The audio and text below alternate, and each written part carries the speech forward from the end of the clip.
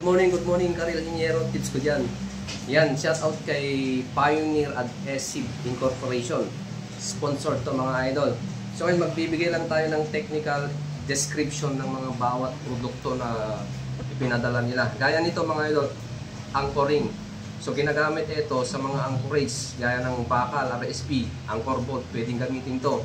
So kung tatanungin nyo gaano siya kalakas, okay, yung compressive strength nito mga idol, ay pumapalo siya ng 10,000 PSI. Okay, so meron siyang nozzle, yan, tanggalin mo lang to at salpak mo yan. Kailangan may cold gun ka para magamit mo to, siyempre mga idol.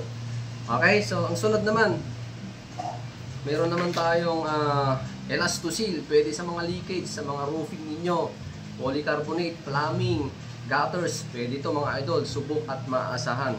At meron pa etong concrete epoxy, pwedeng gamitin ito sa mga crack. Okay?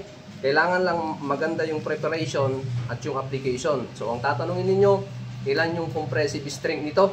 Mga idol, ang compressive strength nito ay pumapalos ng 8,000. Okay?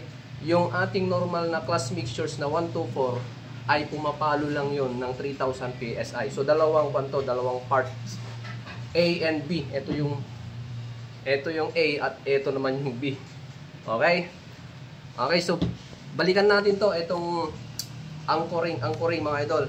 Ang compressive strength nito ay 10,000 PSI. Yung pull out strength nito ay pumapalos siya ng 12,000 PSI. Bago mahugot yung bakal, kailangan mo mag-apply ng 12,000 PSI na strength bago mabunot.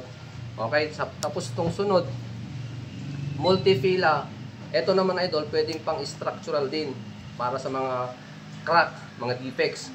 Okay, kung tatanungin niyo yung compressive strength nito, mas mataas siya kumpara dito.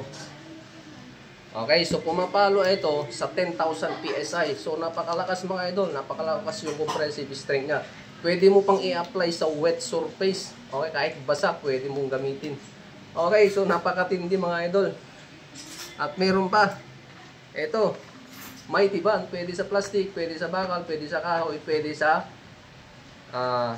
rubber, pwede rin sa porcelain. Okay, yan, maraming salamat po. Maraming salamat po kay Pioneer Adhesive Incorporation.